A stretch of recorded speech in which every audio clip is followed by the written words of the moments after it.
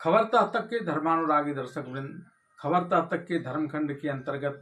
आज मैं जिस कथा प्रसंग को लेकर आप सबके समक्ष उपस्थित हुआ हूँ, उस कथा प्रसंग का संबंध भगवान श्री राम के तथा उनके चारों भाइयों के जन्म लेने की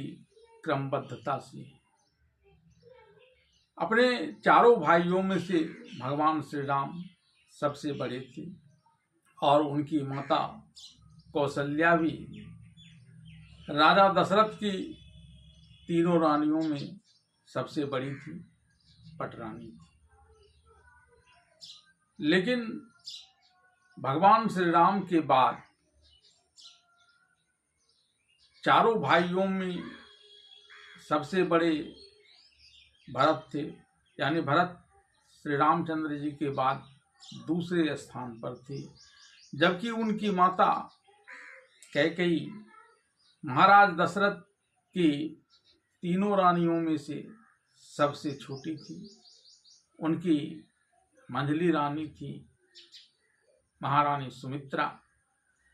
लेकिन महारानी सुमित्रा की दोनों संतान लक्ष्मण और शत्रुघ्न ये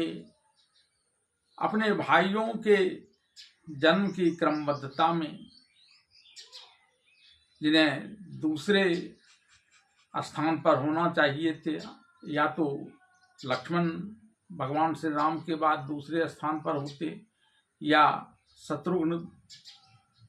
भगवान श्री राम के बाद दूसरे स्थान पर होते, लेकिन ये दोनों भगवान श्री राम के बाद भरत के बाद क्रमशः तीसरे और चौथे स्थान पर उत्पन्न हुए थे। तो एक बड़ा प्रश्न यह उठता है कि जब खीर जिस प्रकार से रानियों को दिया जाना था और उसके अनुसार ही उन रानियों को पुत्र रत्न की प्राप्ति होनी थी, तो फिर रानियों की क्रमबद्धता और उनके संतानों के जन्म की क्रमबद्धता में असंलग्नता किस वजह से होगी? क्या महाराज दशरथ ने महारानी कैकेयी के प्रभाव में आकर कोई बड़ा खेला कर दिया?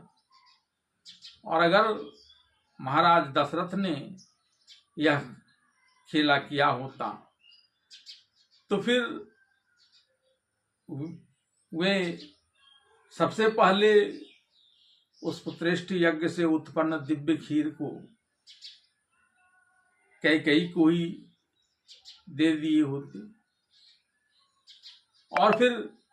विभाजन क्या, वे संपूर्ण का संपूर्ण खीर भी कैकेयी को दे सकते थे। उन्हें कौन रोकने टोकने वाला था? तो फिर आखिर गड़बड़ झाला हुआ तो हुआ कैसे? और फिर सुमित्रा को जुड़वा संतान के रूप में लक्ष्मण और शत्रुघ्न प्राप्त हुए, लेकिन यह गड़बड़ झाला तो हुआ था। कोई न कोई तो जिम्मेवार अवश्य था इसका। तुलसीदास कृत रामचरितमानस इस मामले में मौन रह जाता है, लेकिन वाल्मीकि कृत रामायण में इस बात का विशद वर्णन मिलता है, जिस वजह से भगवान श्री राम के चारों भाइयों के जन्म की क्रमबद्धता और महाराज दशरथ के रानियों की क्रमबद्धता में असंलग्नता उत्पन्न हुई। आज के इस चर्चा में मैं वाल्मीकि कृत रामायण के आधार पर ही इस रहस्य का रहस्योद्घाटन करूंगा, जो इस बात के लिए जिम्मेवार था कि सबसे बड़े भगवान श्री राम हुए। उनको लेकर तो कहीं किसी के मन में कोई संशय हो ही नहीं सकता था, लेकिन भरत दूसरे स्थान पर हो गए और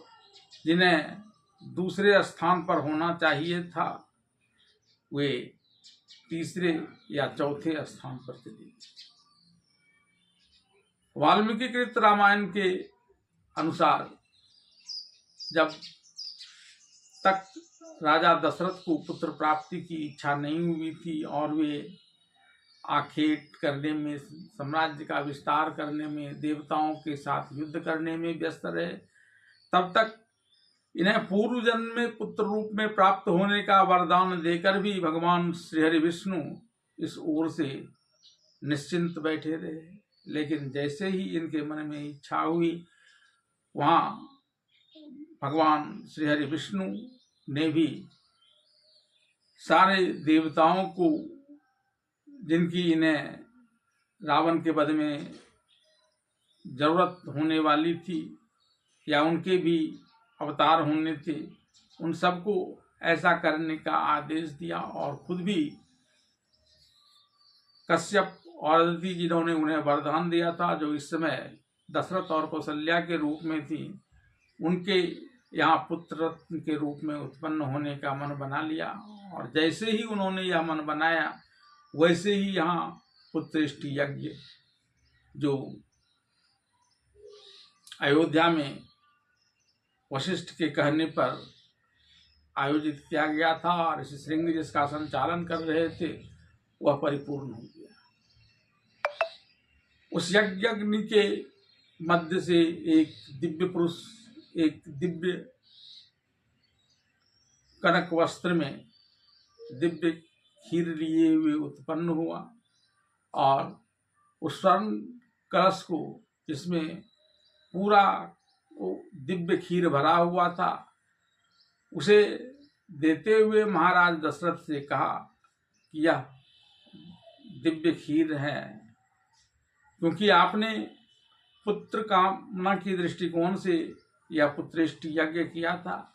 और वह श्री हरि विष्णु की कृपा से पूर्ण हुआ है। ऐसे में आप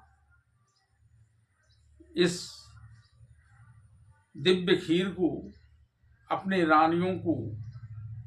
उनकी उपयोगिता के हिसाब से ग्रहण करने के लिए यथोचित रीति से प्रदान कर दें, ताकि किसी भी हाल में यह खीर, इसका कोई भी हिस्सा व्यर्थ न जाए। तब प्रमुदित मन से महाराज दशरथ ने उस खीर को के पात्र को ग्रहण किया और हर्ष और उल्लास से भरे हुए सबसे पहले अपने मन में विचार करते हुए पटरानी कौशल्या के पास आया और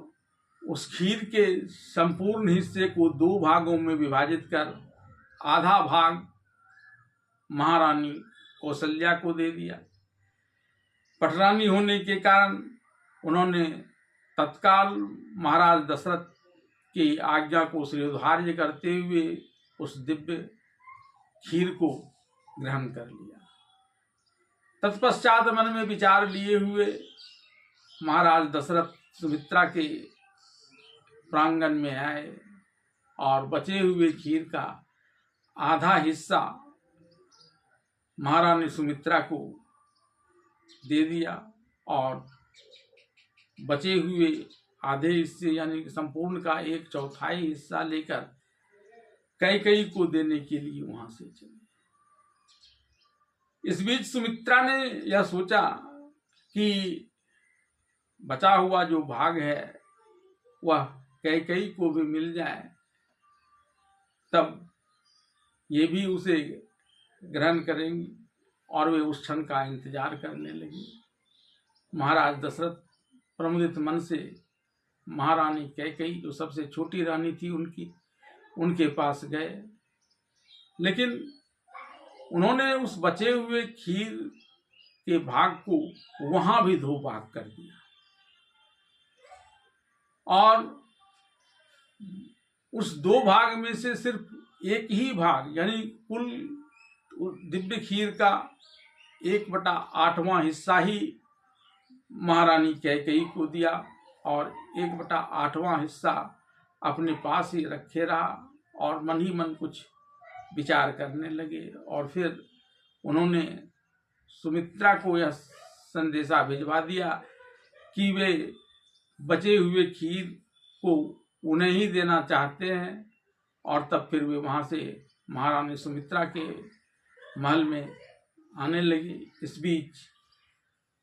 उनकी छोटी महारानी कैकेयी ने उस दिव्य खीर को ग्रहण कर लिया था। इधर सुमित्रा, जिन्हें पहले ही 1/4 खीर का हिस्सा मिला हुआ था, उस खीर को भी यह सोचते हुए बचा कर रख लिया कि अब जब महाराज फिर से उन्हें दिव्य खीर देने आ रहे हैं तो दोनों ही खीर को वह एक ही साथ ग्रहण करेगी। और तब जब महाराज दशरथ उनके पास आए और खीर का वह अंश भी उसे दे दिया, तब महारानी सुमित्रा ने उस दोनों खीर को मिलाकर एक ही साथ ग्रहण किया, जिससे उन्हें जुड़वा संतान के रूप में लक्ष्मण और शत्रुघ्न की प्राप्ति हुई। लेकिन चूंकि कैकेयी ने इनसे पहले ही उस दिव्य खीर को ग्रहण कर लिया था, इसलिए उन महारानी सुमित्रा के जो 2 संतान लक्ष्मण और शत्रुघ्न उत्पन्न हुए, वे भरत के बाद उत्पन्न हुए। और वहाँ इसी वजह से भगवान श्री राम के भाइयों के जन्म की क्रमबद्धता जो उन तक तो बरकरार थी, उनके भाइयों के मामले में असंलग्न हो गई, और दूसरे स्थान पर महारानी सुमित्रा का पुत्र लक्ष्मण और शत्रुघ्न क्रमशः तीसरे और चौथे स्थान पर चले आए, जबकि सबसे छोटी रानी कैकेयी का पुत्र भरत दूसरे स्थान पर चला है।